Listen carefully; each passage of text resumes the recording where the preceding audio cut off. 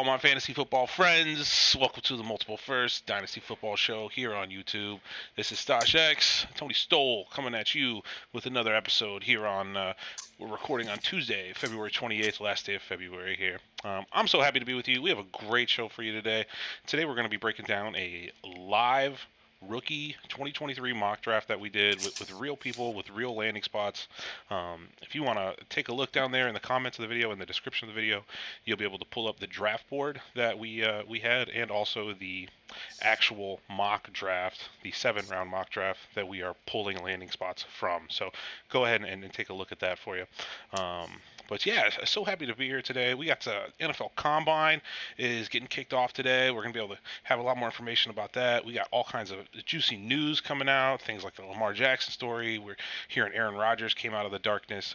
He's going to be live on McAfee today. I wonder if we're going to get any more information from him. We don't really know yet about that, but man, we could get a breaking news alert here during the middle of the show and maybe find out if Aaron Rodgers is retiring. I don't know. But as always, we're joined with my dude Greg. How you doing today, brother? I'm doing wonderful.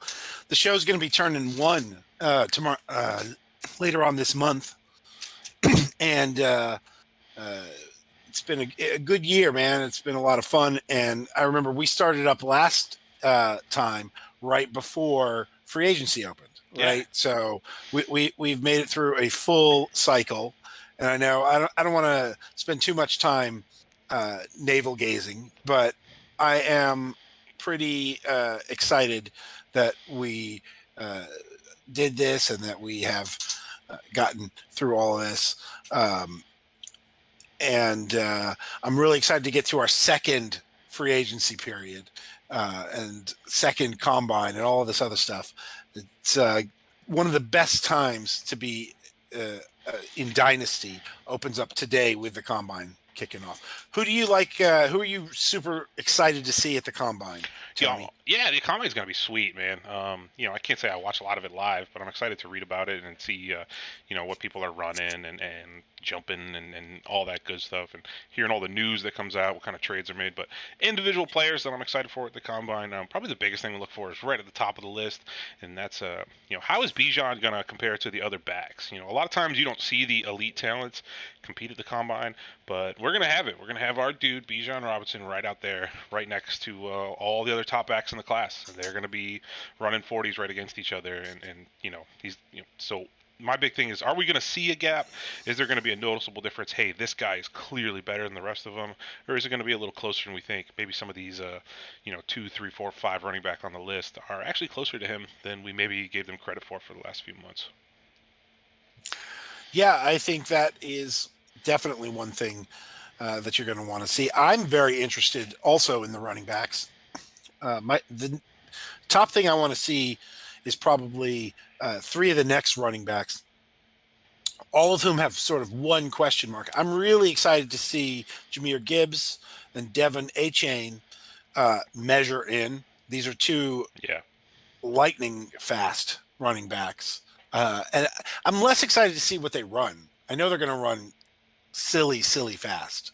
I'm more excited to see, can they make 200 pounds dripping wet? Or are they like 5'9", 179? And is Gibbs under 200? I didn't realize that. Gibbs is somewhere between 190 and 205. Achane is somewhere between like 180 and who knows? Yeah. Right. Achane's real. So I want to see those weights. And then on the flip side of that, I want to see how fast Zach Charbonnet is. Yeah. He's bigger, so to see what kind of speed he can put out there, it's going to be good.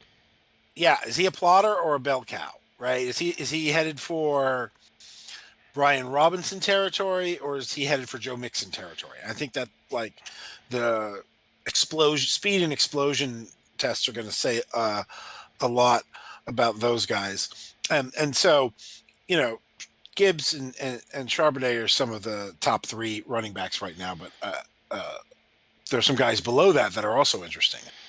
Probably one of the big things I'm looking for is we got a deep tight end class in front of us this year, and there's always like 1 or 2 guys that just test like insane off the charts, like Jelani Woods last year, and a couple of these guys totally could be that that elite showing. And I'm interested to see who that is, who distinguishes themselves out of what is a pretty tightly knit tight end group right now. Do you have any predictions? I expect my guy Dalton Kincaid to show up really well. The Georgia guy, Darnell Washington, he's gonna look great because he's so huge and he's gonna be fast at that size. So, if he can look nimble as well, you're gonna see him go up the boards. Those two should test well. Who do you like? Yeah, I think. I mean, Kincaid's very refined. Yeah, I don't know if he'll test out of the gym. He'll be good. I think he'll be solid. I think Luke Musgrave might be the one who really blows up the combine. yeah, And then Tyler Kraft from South Dakota State is another one who is rumored to maybe do some silly things with the speed and mobility drills. So I'm excited to see the whole group. Washington definitely for sure. If he moves at that 270, he looks like an offensive tackle player. yeah. It's like who was the dude for the Rams? For Orlando Pace playing tight end, basically 6'7", 270. Yeah, That's crazy. Yeah. absolutely. And then on the wide receivers, some of the top wide receivers in this class, Jackson Smith and Jigba, Jordan Addison. I think these are technicians who maybe it doesn't matter that much what they run. But Quentin Johnson, I need to know, is he a very athletic wide receiver or is he in the like Megatron class of uh, special Yeah, super elite. athletes? Yeah. Yeah, right. So is he the best athlete in the class or is he one of the best athletes of the decade at the position? Right. Sure. Like that's something I want to see. And then my favorite mystery box player is Andre Yoshivas, the wide receiver from Princeton, who we'll see what he does, but he's almost 6'4" to 12, and he's a track athlete who has some rumors that he can go 4.3 and under, and we'll see what that does. He's the very deep sleeper guy who I'm really watching the testing on. Yeah, you're going to be hearing more about him on the channel. I think this is going to be a player we're going to be following more closely. Probably a lot of our viewers, this is the first time you're hearing his name, Andre Yoshivas. But yeah, he's from Princeton. And I don't know, would you say Christian Watson's like a fair comp kind of to this similar, Yeah, smaller school size, athletic freak kind of deal? yeah, smaller school, not just non-power 5, Yeah, but like non FBS, yeah, right? yeah. And went to the Senior Bowl and held up. Very athletic. And so now they've got to go to the combine and really show that they have difference making athleticism, right? And so he could be a good athlete or he could be again like he's the other guy besides Quentin Johnson who could be a true freak to me. So I do want to see Andre Yoshivas test at the combine. If everything goes well for him, like, what's the ceiling look like as far as draft capital? I mean, could he sneak into the second, Uh, third round? Maybe you think? I Or is think that I too could. high? Oh yes, yes, Yeah. yes. He has the profile of a late riser into the second Mm. round. Like you could see the team with a late second round pick thinking he's not going to get back to the late third, and then they Yeah. reach a little bit. I feel like Yeah. that's about the ceiling. Maybe Chase Claypool.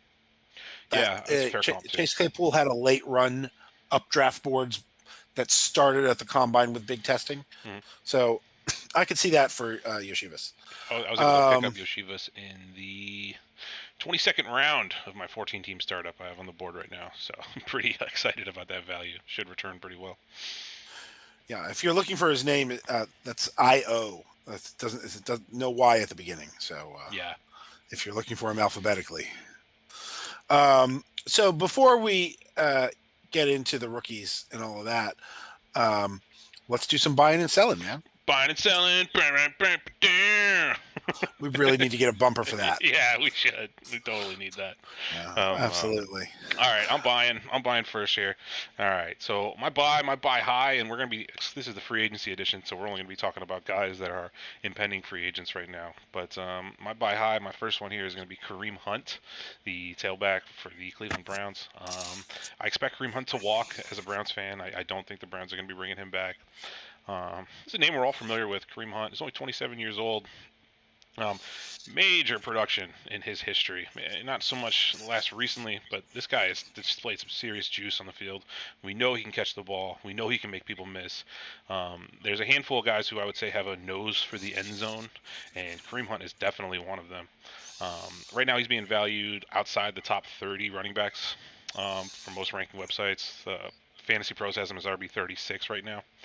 Kareem Hunt could land well, could land into a nice complementary role, and be a spot start type guy, a guy who, if he is a handcuff but then gets a starting gig for a few weeks, could be very, very productive for you. Um, I'm excited for Kareem Hunt, at least at cost right now. I think he could be a value. So I couldn't agree more. I like that a lot. Kareem Hunt is a guy I actually have some hope, maybe hope, that he's going to end up signing with my Broncos. I like I that think fit there a lot. Yeah. I think he might be. I think he might do really nicely in Sean Payton's offense. So that's kind of where I've got him sort of free agent mocked to the extent that I'm doing that sort of soft thing in my mind. Yeah. Where I think he could land somewhere where maybe they don't need a 3-year starter and maybe they're not looking to pay the ceiling, but they might need a bridge starter for anywhere from to part of this year to multiple years. So maybe a team that wants to draft somebody, but they don't know if they're going to get it, so they want to add somebody in free agency, or maybe somebody who's got an injured player, somebody who's got a part-time player or a player with a particular skill set but needs a complement. Um, Seattle could be an interesting landing spot for Kareem Hunt. I think Miami could fit for him too. Potentially. Yeah. Absolutely. Be a nice, I, nice spot. and he won't be as expensive as some of the top guys. So I think he's somebody I haven't really been buying him in a number of years. I don't think he's been like a Efficient really cost. appropriate value, Yeah. cost value. Mhm. And like now, I think amongst the impending free agents, he is one who I think has the profile of somebody who could be a real value. Dynasty Trade Calculator has him as the running back 37. So that's a running back 4, right? Yep. So, And there's only a handful of tailbacks who, if they only get the ball 6, 7, 8 times in a game, could be fantasy relevant on that week. And I would say Kareem Hunt falls in that category. He could see low volume, and you could throw him out there without high volume expectation in a pinch, and still make you happy. So Kareem Hunt's kind of worth a shot. yeah, he's somebody who might land up in free agency, and there aren't a lot of those guys. Yeah. My first buy high free agency edition is a guy who I also think might land high in the same kinds of spots, and that's Deontay Foreman, who has really shown out coming off the Achilles and the long layoff, and we all thought he was left for dead. And these last 2 years have been just really strongly productive. Last year he had 914 rushing yards on 4.5 yards a carry. Yeah. Right, like on 200 carries, and the year before he had 130 carries for another 4.25 per carry. He is what he is, and so if you're out there and you want to spend $2 million on a running back, $2 to $3 million on a running back, and you don't want to go to the high end of the market, but you want somebody you can really get by with, this seems like the guy to me. It seems like a very nice fit. If you are the Saints and need something with everything that's coming down the pike with Kamara, right? I think this is a buy who somebody could intend to give more carries than he's ever had in his career. Yeah, I So mean, you look at his carries per game last year, like the individual games, and he's got a lot of games of like 20 plus carries, and you love to see that. You know, someone's going to look at him with volume in mind. Whoever brings him in, be it Carolina or otherwise. yeah, absolutely. If you basically take his season from the McCaffrey trade to the end of the year and project it out, it was a really good season. Yeah, Um, and his per game productivity was great, and it wasn't. He's a big bruiser and he doesn't catch passes, but his production was not touchdown dependent. It was like volume dependent, and so I could see him landing in that kind of volume for somebody who needs a volume back that they don't want to pay a lot. kind of a poor man's Derrick Henry, if you will. Yes. Yeah. But, I mean, a very poor man's Derrick Henry. Yeah, very poor, yeah. very homeless man's Derrick Henry. Yes. All right, my next buy here is going to be Big Mac Hollins, formerly of the Las Vegas Raiders. So Mac splashed a lot this year. In your redraft leagues, he probably might have come in and out of your roster at some point. But Mac Hollins is 29 years old. He's a free agent. He's 6'4", 221. He's pretty gifted athletically, and he put that on display on the field for the first time this year. I think someone's going to take a shot on this guy as far as an NFL team and be willing to pay him and bring him in as at least a wide receiver too. That's what I project for him with the thinness of the wide receiver class coming out. The reason I like him so much is obviously the leg ability, but also you look and he's got, I think, 5 games last year of 8 or more targets, and he was fantasy relevant in all those weeks. He's a guy who, if you throw the ball to him a lot, he's going to do stuff with it, and that's what teams want. At the very least, he's a red zone target. He could be your wide receiver 3, your wide receiver 4. I wouldn't say you're going to start him with tremendous confidence, but you could certainly do a lot worse when you're talking about wide receivers outside the top 100 right now. Matt Collins is interesting, and you could probably get him as a throw-in a trade. He might even be on your waiver wire in some of your leagues right now. Yeah, no, and we're buying high here, and you picked a cheap guy, but he's still for sure at his career high. Yeah. Like, this is definitely somebody who was always free forever, but now he might be on somebody's roster, and you want to get him as a trade chip. So to me, that's the exact kind of guy I'm liking to buy right about now, right? And the reason I'm liking to buy guys like that right about now is because you'll know if you got something in a month, in 3 weeks, first few weeks of the right? season. Yep. First 2 weeks of free agency, you'll know if you got something. Of free agency. Yeah. Oh, his contract will dictate a lot of yes, his value. Yes. You'll know before you have to roster your draft picks. You'll know if Mac Hollins has a chance to be anything this year, right? Did he get signed to dollars, and where is he on the depth chart, right? And maybe he's in, maybe he's out, maybe he's in a place where he's in a good spot if they don't draft anybody, but if they do, then he's shuffled down to 4, right? And so by the time the draft capital lands, you should know on Mac Hollins, is this a guy I'm keeping or not? So go get him for nothing to next to nothing, and you'll know pretty quickly. Foster Moreau is another guy coming off the Raiders who, for me, is like, get him now, and you'll know by the time free agency ends, like, is he going to get a chance to play, or is he not going to get a chance to play? Yeah, exactly. And if you cut him, you cut him, right? But if he's free, get him right now. My other buy is Jacoby Myers. I love it. Jacoby Myers might be the best guy in free agency right now. Yeah.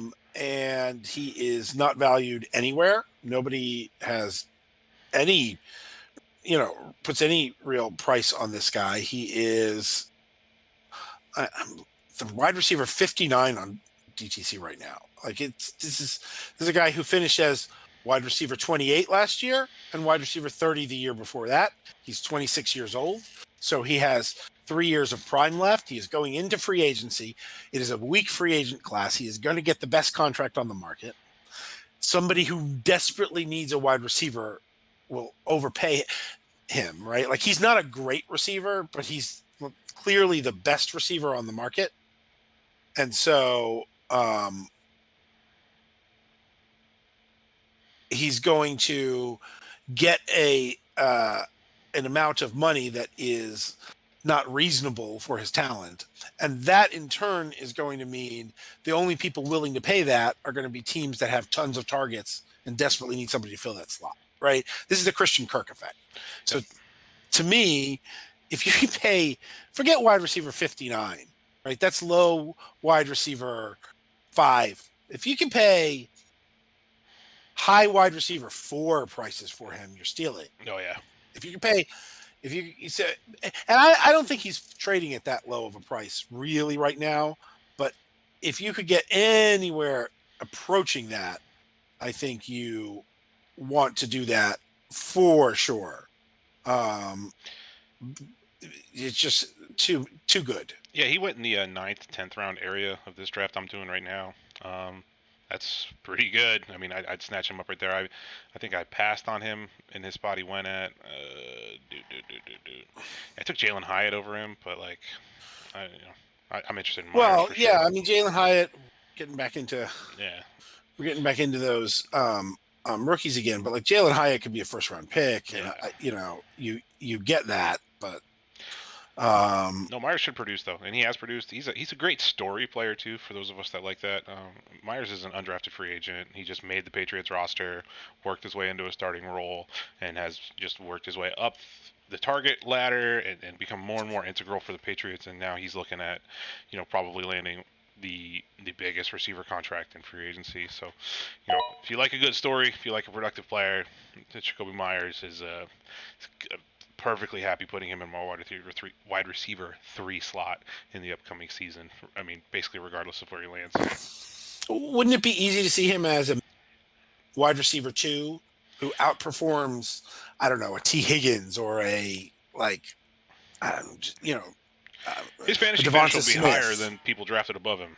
Yes, Yeah, absolutely, yes, absolutely. exactly. So to me, he's worth. You're paying more than you've ever had to pay for him, but it's very safe increase. I feel like there's a small to medium profit with almost no risk here.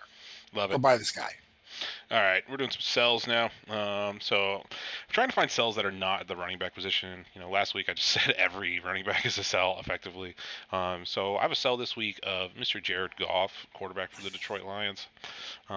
Jared Goff finished as the quarterback 10 this past season in 6-point passing touchdown formats, and I struggle to see long-term fantasy value for Jared Goff. I think he's going to be usurped. I do love the Detroit Lions offense. I like it's in a dome, but as a safe QB2, people are out there shopping for QB2s a lot. I think you could find a buyer for Jared Goff, and I'd be willing to let him go at his market price right now. What do you need to let him go? What do I need to let Jared Goff go? Boy howdy. If I could send him for like your 24 first, I'd love to do that. All right, I think that's good. Yeah, no, fair. Yeah. I think that's low. He's 28 years old. He was a quarterback 1 last year. He Yeah. actually had his, I think, best counting finish. I don't know if it was his best point per game. No, his second best fantasy season. Yeah. No, he Last leveled year. up this year. I mean, he tiered up. And that's kind of why I list him as a sell, is because I think you could find a buyer for him. Yeah. He could sip. He could play and help bring a rookie along this upcoming season. Maybe he gets let go. Maybe he becomes productive again as a journeyman kind of role. Maybe the Lions just roll with him and they don't draft another quarterback. I don't know. There's enough upside there where you can find a buyer, but the risk is one where I'd be willing to let him go at. I think he's kind of in that sweet spot of. Yeah, he's a very interesting spot. I feel better about him than a lot of the other options. Yeah. Where you look at some of the teams in the NFC South and you think, boy, if they could swing a trade for him, they'd have the best quarterback in the division immediately. Yeah. And so yeah, he's interesting. He's an interesting piece. The Lions definitely got a lot more than they thought they were getting when they took him as a salary dump Yeah. on the other end of the Stafford deal. I don't mind him as a sell, and he's definitely a sell low compared to his earlier career. Yeah. So I don't mind that. Now I think he did have a good season.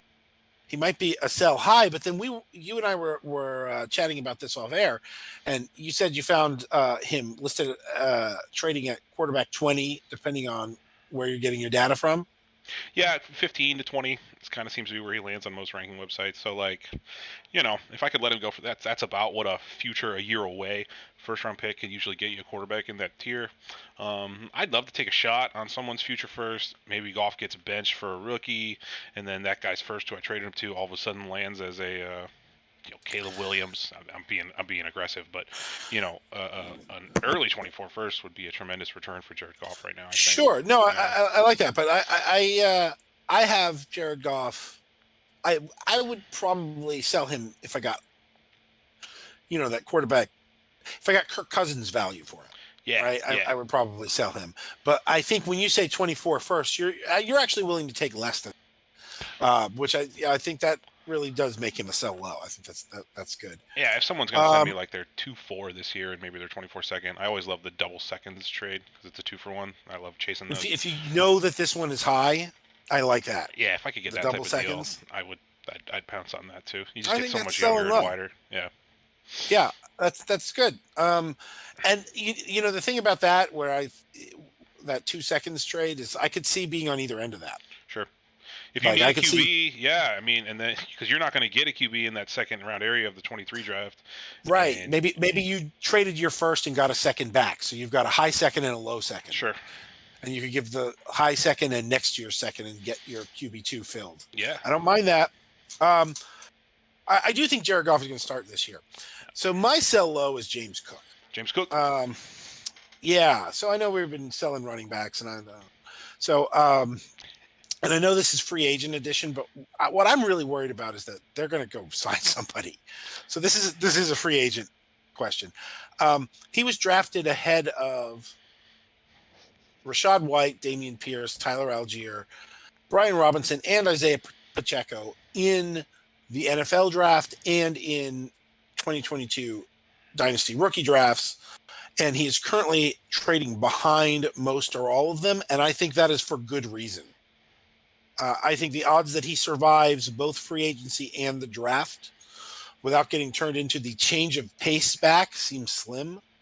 And I think all of White, Pierce, Algier, Robinson, and Pacheco have a better chance to be the lead back in their offense than Cook does.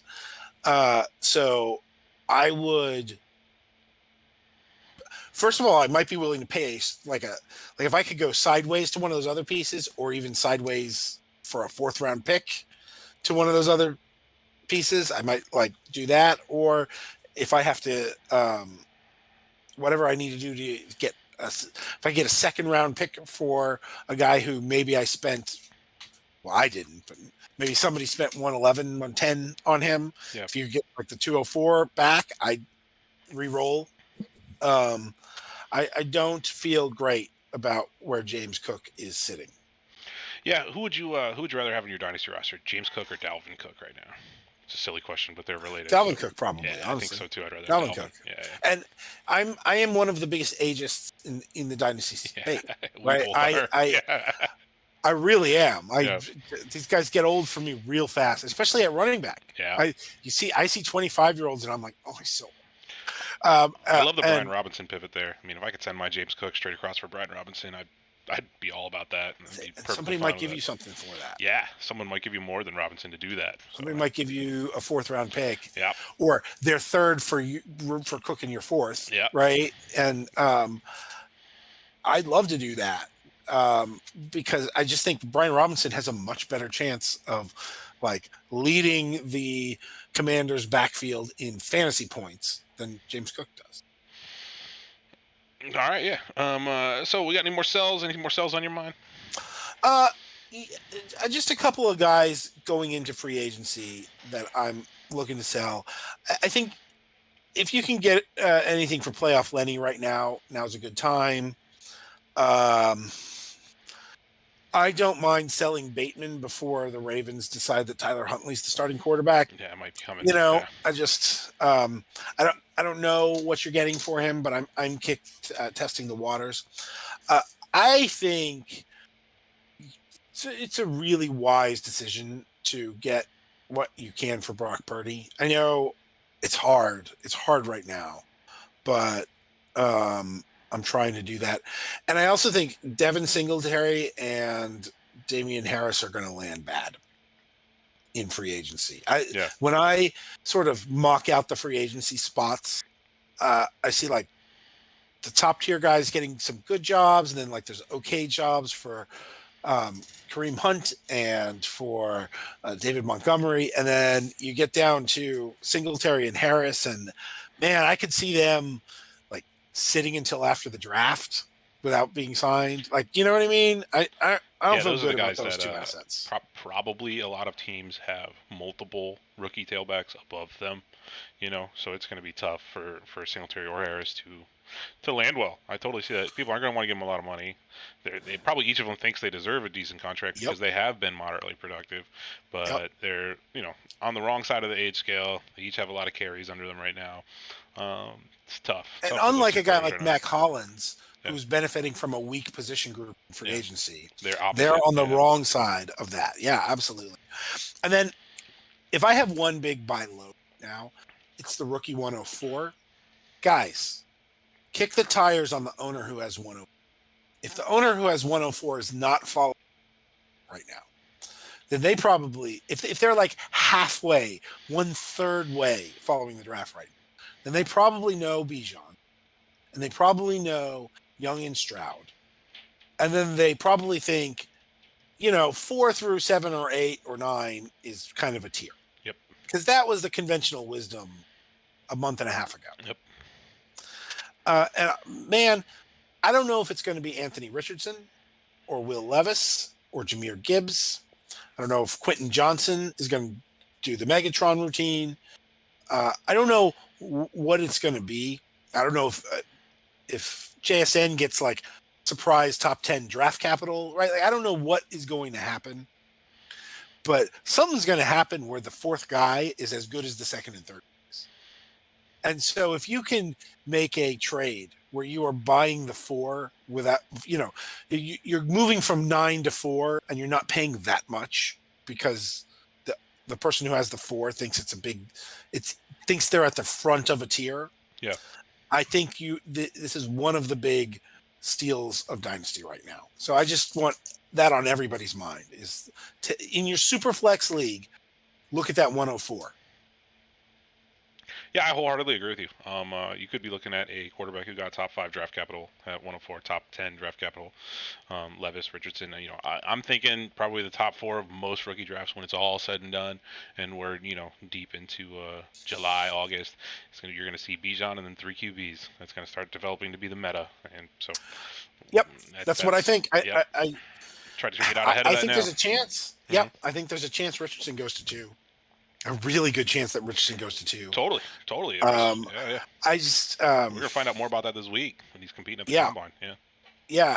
I mean, he's gonna have to get the draft capital, but if he gets the draft capital, for me, he's gonna be a really safe asset to buy.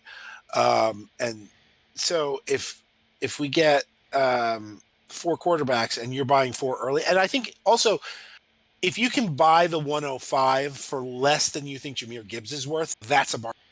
Yeah. Right? Because he's kind of penciled in at 104 right now, but that's going to slide. And there's a chance we get both Levis and Richardson, and all of a sudden 105 is a quarterback slot too. It's yep. Those 2 spots right there, to me, move up into those if you can. All right, so that's a good segue into what was our rookie mock draft this week. Bring that up on the screen now for you here. So we got Greg and I, we got some friends. These are no randoms in here. These are all people we know, either friends from other leagues or just other industry type guys. And we got 10 other dudes together, and we did a super flex rookie mock draft, 3 rounds, nothing too crazy. And we used a real NFL mock as a template. What was the website that NFL mock was from? Yeah, I have that right here. Draftcountdown.com. We use, Shane Hallam, the mocker at draftcountdown.com, and it's all linked there. And he did a full 7-round mock. This is his 8.0 version of the 7-round mock. This is some real detailed stuff here. And there you guys can see we mocked up 36 picks. I know a lot of people are doing 12 picks for you guys right now, but we gave you 36 picks uh, with landing spots, and so we can have a look at uh, what shook out.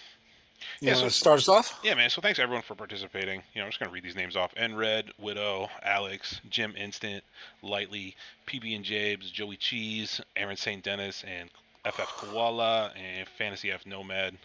Just good dudes. Thanks for participating. Everyone had stuff to say. Everyone picked in a timely manner. It was a good time. It was a slow draft version, so we gave everyone a lot of time, but we were still able to bang this out in an evening. Um, yeah, man, it goes pretty chalk early. We see Bijan Robinson as a Cincinnati Bengal. Go with the 101 slot. I mean, that just kind of speaks for itself. In this mock offseason, either Mixon gets released or he's just not in the way. But Bijan in that offense is an easy 101. So that's pretty basic there. Yeah, absolutely. So, um, some overall thoughts about this draft. Um, I thought there were like 8 or 10 guys. There are probably going to be 8 or 10 guys who are likely to earn elite profiles from me once we get through with the testing and the draft capital. And then that next tier after that is ridiculously low. That's the first thing I'm seeing. So uh, from somewhere like that 111 to who's 111? So like Michael Meyer all the way to Tajay Spears at 303. I feel like that's real flat. I don't I don't think any of those guys, based on our landing spots, was way above anybody else. Um, and so um, there's a lot of value to be had, both in that long elite tier that might get to 11. We'll see how the combine goes. And then in that very long tier of good, solid fantasy assets that's going to run all the way to the third round. And there are going to be superstars that hit out of that group. Oh yeah. And then there are going to be useful players all through round 3 and through round 4. Yeah, the depth just immediately just jumps off the chart at you. I'm not trying to pat myself on the back, but a lot of the stuff that I was saying last year around this time is go get these picks, go get trade your 22 first straight across for a 23 first if you can. Trade what you need, trade down in rookie drafts, try to stack up some 23 seconds. 23 seconds are a hell of a buy right now, and that's it's beholding true. I mean, look at this. I mean, you see some of these guys like a Roshan Johnson, a Jalen Hyatt, Devon A. Chain. Like in our mock poll we did, Josh Downs was a first round pick, and you're seeing him go at the 2.8 right there. Hendon Yep. Hooker could be one of the best values in the draft. He's at 210. So like. And then it bleeds into the third round. Guys like Kenny McIntosh, Tajay Spears, Rasheed Rice. These guys got some great capital in the draft, good landing spots, and now you're able to get them with a third round pick. Tremendous depth is what you're seeing here, and I'm excited for it, man. So far everything we've been saying is true. The prophecies are fulfilling themselves.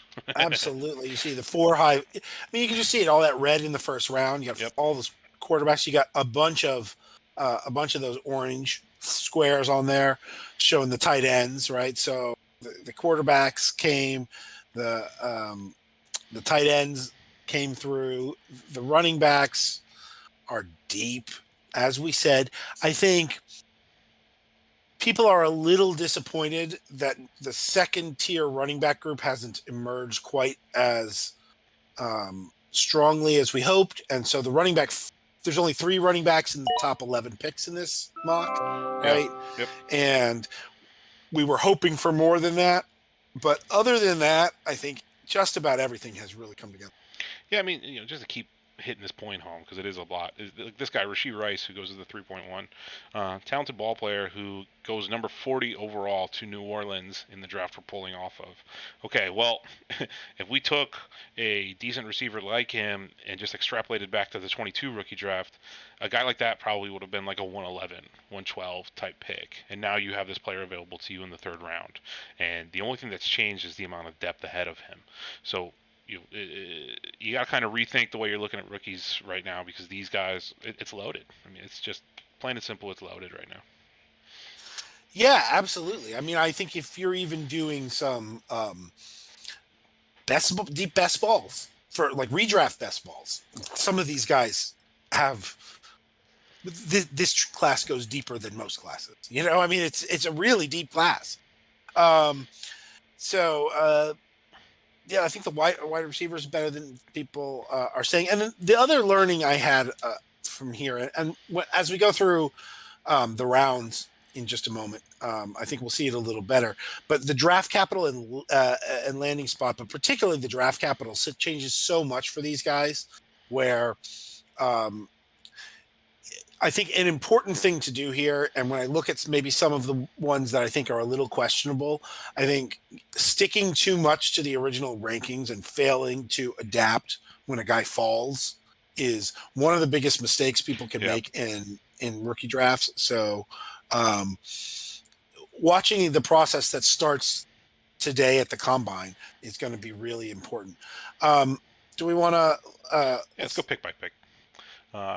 So Bryce Young goes at number 2. He's a Houston. Becomes a Houston Texan at the 101 pick, or at the 102 pick, excuse me. Not a lot to say there. It's kind of chalk. So first time where we really see a big rift is C.J. Stroud, who is the 3rd quarterback in our mock. It goes at the number 2 quarterback here. Why don't you throw up the slides? Yeah. I could put the slides up. Good call. Yeah, we got some slides for you. All right, here we go. So C.J. Stroud, quarterback, Ohio State, number 9 to the Panthers, versus Will Levis, who went 4 to the Colts. So you're seeing someone taking Stroud over Levis just because they like him, or maybe they like that landing spot in Carolina more. I'm not sure. I personally am not on board with this. If the Colts decide to go get Levis at 4, trade up to 4, go get him, then that's my QB2 now. How do you feel about it? I'm okay with Stroud over Levis. Would struggle to not have the quarterbacks 2, 3, 4 in some order. Is more where I'm at. Like I think Stroud is a very safe prospect. I think Levis has more bust potential in him in some ways. I think he also has more ceiling in him than Stroud.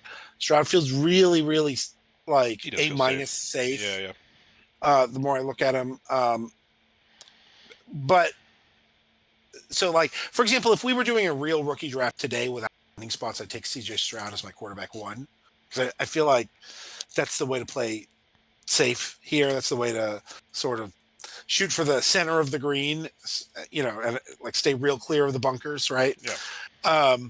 But if we get this draft capital, I probably would have Will Levis too, but I definitely would have the quarterback 2, 3, 4, which is kind of what I was saying about go get that 4th pick.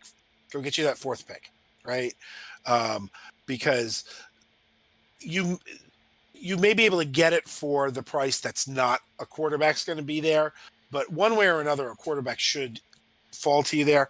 Jahmyr Gibbs is a really good player, right? But I would really hate to pass on a quarterback with that draft capital. Shane Steichen's offense. He's going to get Jonathan Taylor. You know, he's going to be able to play action off of Jonathan Taylor.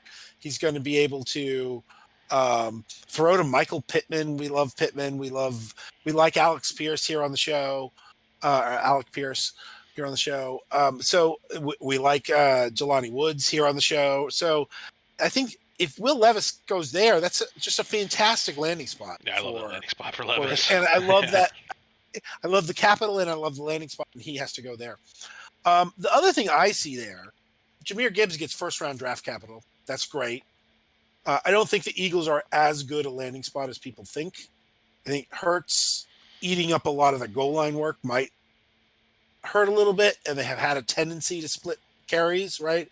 So Gibbs might get a little bit more of a gadgety workload there. But still, I'm taking Jahmyr Gibbs very high there. Right? That's he's probably my 5th player.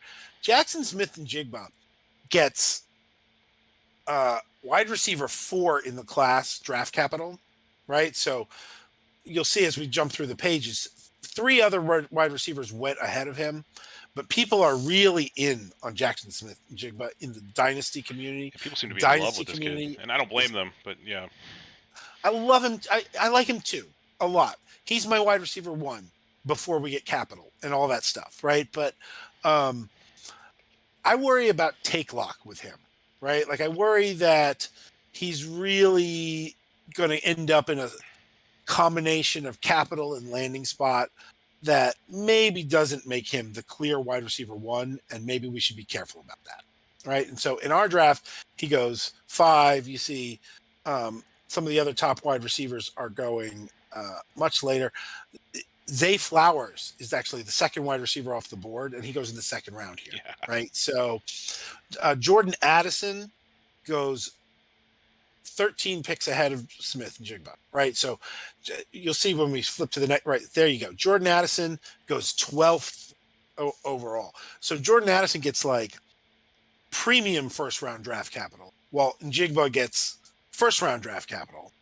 And Jordan Addison has a huge breakout profile, but we're not in all the way on Addison. So that to me, just a little bit, I want to be a little bit more like on that prospect. But I do, man, Smith and Jigba is my favorite prospect of the wide receivers so far. Here, we look at the second page. I think you and I are both drawn to the same thing here, right? And that's Anthony Richardson at 8. Yeah, that's interesting, man. I mean, that's probably the big talking point to talk about because so he goes number 38 overall to the Raiders in the draft as the fourth quarterback, and tough. What do you do with that kind of capital? I mean, it's certainly not nothing, but you have to think if a team liked him more, that he would have went in the first round. Yeah. Okay. So here we have yeah. Anthony Richardson at 38, which is the 7th pick of round two Yeah. to the Raiders, and yeah. So look, that is a spot, the top of round 2, where in the last quarter century we have seen such successful quarterbacks as Drew Brees a very long time ago, and then more recently Derek Carr, Colin Kaepernick, Andy Dalton. That one's not that recent. And there's another one. Jalen Hurts. No, he was very late second. Was he really? Oh, yeah. No, so these picks between say 33 and 40, we've seen a few of them. It's Breeze, Dalton, Kaepernick, and Carr, and I'm missing one more. Drew Lock. Geno Smith. Geno Smith took a while. Yeah. Geno Smith took a very long while, but so we've seen some good quarterbacks come out of that profile, right? So I think this is high for me. He's probably a high second round pick. You remember last year we did this, and it was Kenny Pickett and then third round guys, and I got no shares of any of those guys. I was loud about getting no shares of any of those guys, and we didn't like them as a duo on this channel. And Richardson got enough draft capital to stay out of that, but 8 is rough for me. I'm probably out at 8 as well with that kind of capital for Richardson. I can't see myself taking him over Quentin Johnston, over Zach Sharp, over a Jordan Addison, any of those guys. So looking here, Addison anyway, but looking here, Charbonnet got the best landing spot for the running backs to me. Yeah, I was psyched about that pick. That was my pick I made at the 9 hole, and getting Sharp at 1.9 with a 50. What was he, number 55 overall? I gotta look at the slide. 51 to the Dolphins, almost top 50. Love that Miami system. Love the player Charbonnet. This is juice right here to pick up this player at this spot. I like it a lot. Yeah, so we saw the Mike McDaniel system was good with just guys, right? Let's be clear: Raheem Mostert and Jeff Wilson are just guys. Yeah. Yes. So if they decide they don't have a first, they traded one for Bradley Chubb, they traded the other for cheating. They got a second round pick. If they decide to spend their second round pick on a running back, like that is premium capital. 51 is semi premium capital, and that is a premium landing spot. I don't let landing spot affect me much, but I love that landing spot. Yeah, again, looking at last year's class, I mean, if we saw the Miami Dolphins draft with this pick, a tailback with this profile, he would have been like the 3rd or 4th overall player last year. And now he's available at 9. Again, just like comparatively, this draft is insane. Yeah, and I also really love the Quentin Johnson. landing spot here to Yeah, the Vikings. so when I made this selection, it was Johnson was on my mind, and then Dalton Kincaid gets a top first round, gets what is it, top 20 capital to Jacksonville, and I was looking at all three of those guys. It seemed too early to take a tight end, and I wasn't What's it? willing to take Johnston over Sharp. So Yeah. Well, but do you like that Vikings landing spot? Playing yeah, second no, it's fiddle good to go. to Jefferson, get a lot of man coverage. Yeah, I like the way his athletic profile slides into that role for them, because when you Yeah. look at what he can do physically, he should be able to be between him and Hawkinson. They're going to get one of those guys is going to get a one-on-one every play, and one of those guys is going to win. And that offense is going to keep moving the ball down the field. There'll be a lot of fantasy points for everyone to eat. So I'm not worried about target share or anything. If he were to land there, I'd be in on it, and I'd be in on it right around that 110, 109 spot as well. Yeah. And then you'll notice this is where, like I said, at 11, you start to see the beginning of a big flat group. Yep. You see Michael Mayer and Zach Evans is a third round NFL draft pick, and he's going in the first round. I don't like that. No, I thought it was a little early for him for me. Probably landing spot Dallas, sold it there, but Yes. I don't think I'd Well, be taking maybe, there. or maybe it's just that take lock with maybe it's just like, oh, he's my running back 3. Right, I'm like, right. Man, and that's not high third round either, right? Third round starts in the 60s. That's like near the comp picks, right? It's getting late. That to me is a little sketchy. Let's look at the top of the second round. Top of the second round, going to the next slide. Boop doop doo. There we go. Right. So here we see. I don't see a big difference between taking some of those last two guys, Myers. I'd rather have Zay Flowers here. Who you get at the 206. That was my pick. I'd rather have Jalen Hyatt, who you get at the 204. And those both go first round draft capital. In this draft, you see we got 5 first round wide receivers with Jalen Hyatt and Zay Flowers rising. If we get 5 first round wide receivers, that all of a sudden this becomes a great class again, at wide receiver. Mm-hmm. 12 players go. 12 offensive skill position players go in the first round of our capital draft. So, yeah, I love it. I think with only the 3 quarterbacks, and that's a good segue here to something I wanted to point out. So we're going to look at the board in front of us. If I can push my buttons properly. So the board in front of us here, you kind of look at the way there's 4 quarterbacks that go in the top 8. There's some quality receivers that get forced down the board, and then you're going to see guys that are first round pick receivers like the Downs, like the Flowers, like the Hyatt we mentioned. Did Downs go in the first? Yeah, he did. No, he was 41, but very close. high second. But right? You see these guys in the second round here, and I just want to throw something up there. So this is the 2020 draft class. This is just one of my leagues where we did one.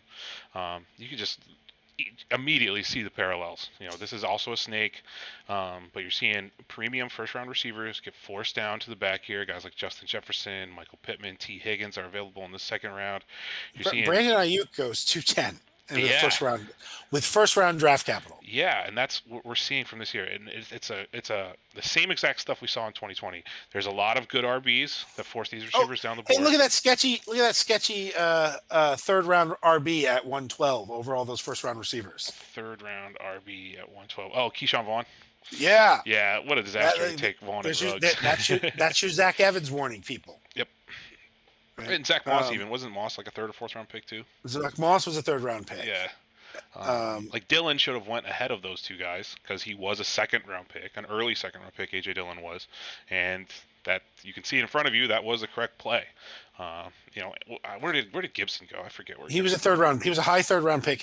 But notice now he's going after all the first round wide receivers and both of the very high second round wide receivers, right? There's some lower second round wide receivers like Van Jefferson and KJ Hamler who still go below him, but the high second round wide receivers are all gone before people are jumping out at those 3rd round running backs. Also, notice Jalen Hurts in the 3rd. I mean, that's Hendon Hooker right there on it. I mean, not exactly, but you're seeing multiple quarterbacks forcing these players down the board. You're seeing all these running backs forcing receivers down. You're seeing tremendous value can be had in the 2nd round, and you can also just kind of look through and see players that pop in the 3rd. Claypool is not somebody people are excited about today, but they were for a long time. Cole Kmet, Van Jefferson was interesting. Donovan You know what Peoples-Jones, does Gabe pop Davis. about this Yeah, draft that is very different from this year is the lack of tight ends. yeah, yep. And there's more tight ends this year than there was in this class to make this even Yes, thicker. Yep.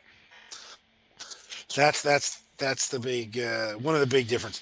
Boy, this draft, Darnell Mooney, 5th round. That was a nice pick This for is a somebody. steal, right? Yeah. Yeah, yeah, But the point yeah. is, this the last point I want to make about this is this 2020 class is considered to be one of, if one of the best rookie classes ever for fantasy football, with Superflex in mind, and we're seeing that. We're going to see that. We're seeing that again play out before our eyes. So, go get these dudes. If you were stacking picks this whole time, you should be feeling pretty good right now. Absolutely. All right, so let's hustle through the last Yeah. couple of. Kind of middle We second were round at the here. back half of the round. Yeah, So yeah. we're somewhere around A chain. Yeah, Roshan Johnson's another name to just keep in the back of your mind, folks. Okay, so yeah, here we go. Back end of round two. You see guys like Kendre Miller in the at 75 to the Falcons. To me, is like a coin flip to Zach Evans, who went 112. So you're getting him at 211, right? So that to me is part of that. Tank Bigsby, similar. Tank Bigsby to the Ravens at 86, all similar. I really like the wide receivers here on this draft capital, both Downs and Tillman. Interesting guys. Tillman has the possibility of being sort of the Lockett replacement over the next year or two. Devin A. Chain is one. We mentioned him at the beginning. He's definitely somebody I need to see the weight on. But if he went 55 to the Lions, I assume that is not good news for DeAndre Swift. No, I that's just really want bad. to notice Yeah. that some of these are not great. Hey, 22, Hendon Hooker, Buccaneers. Okay. Yo, I love it, man. I Go just ahead. Buccaneers. Pocket that one for just a moment. Let's flip through to the next. Oops. All right, how do I go back one? All right, top of the 3rd round. Rashee Rice, Tyler Scott. If it went like this, Tyler Scott would be the Tyquan Thornton and the Tutu Atwell. The 2nd-round wide receiver is going to fade last. Yeah. No, but Tyler Scott, there's a name that like we haven't heard a lot, but he's rising. University of Cincinnati wide receiver. Tajay Spears, man, he could take that job year one. Totally I like could. that. Oh yeah. Tajay Spears at 96 to the Cardinals is like the same tier as Zach Evans. I love that, man. If I could get that as a 3rd-round rookie pick, oh man, that's juice, baby. That's so much better than you would expect from a third usually. Yeah, right. Izzy Abanaconda. Hey, Izzy Abanaconda goes 104 to the Texans. That's the 2nd pick of round 4. Last year, they spent the 2nd pick of round 4 on Dameon Pierce. This is why you're scared of those guys. Yeah. This is why you don't treat those guys as locked-in starters. So Izzy Abanaconda, man, he's a really fast player. I think he would give Pierce everything he can handle for that job. Notice here, A.T. Perry and Kenny McIntosh, 3rd-round picks. A.T. Perry's 6'5", 6'5", 200, like real thin. I did not expect to see him at that height. I did not expect to see Kenny McIntosh in the 3rd round. Yeah. And so when you start to see guys like that, it's a reminder. Draft capital will bring a couple of guys up from nowhere, and then it'll crush a couple of guys, and you got to be willing to adjust. And then let's finish it out with the last group. All right. We can talk about all these guys, but I want to notice Max Duggan at the Commanders. I don't like Max Duggan. I don't think he's a great player, but that landing spot and the Buccaneers landing spot we saw with Hooker are smash. Yep. If you get a non-first round quarterback who goes to either of those spots, those are spots where they could legitimately do the Dak Prescott, the Russell Wilson, and like we could be in August and it could be, oh, nope, they found a starting quarterback on day 3, So I am absolutely throwing a dart if the Commanders take a quarterback in round 4. I'm absolutely throwing a dart if the Buccaneers take a quarterback in round 3 or 4. Yeah, and you almost got to expect it from the Commanders. I mean, assuming they don't sign anyone, if they just got with the draft capital, like probably Bieniemy's gonna see somebody he likes, somebody among this group, and take a shot at that person, and then all of a sudden, that player has at least the the seal of approval, if you will, from that brass from Bieniemy, and he And better probably draft capital than Sam Howell yeah, just got. and if Howell or whoever the starter is, falters a little bit, probably EB is going to want to throw his guy out there, and that's a lot of potential opportunity where I'm real interested for a late third rookie pick. Yeah, I would presume, whether they say it or not, that that's a real competition for the job. Yeah. Now, and again, I think Sam Howell kicks Max Dugan left, right, and center. Probably. But if that's Jake Hayner, Yeah. if that's Jake Hayner, I'm super in to that. If it's Hendon Hooker, I mean, who knows where he's going to go? And right. We talked about him a little bit. I expect a healthy Hendon Hooker to beat the brakes off of Kyle Trask in terms of being an NFL quarterback. Yes. All right, I'm sorry, that's not even close. So. Absolutely. I also want to throw out here, looking at this board, Dwayne McBride. Panthers is a great running back landing spot. Yeah. Might be a little slow to get going there because there is a lot going on at tailback, especially if they bring back Foreman. But that's an interesting stash in McBride there. And Sam Laporta, 78. Packers are an interesting. That's their second tight end they take in this draft. They had Mayer in the first. Oh, did they take Mayer in the first? Yeah. Yep. Well, okay, so that's something to notice. Yeah, I didn't notice that. Darnell Washington jumps out to me. That's that 6'7" guy from Georgia.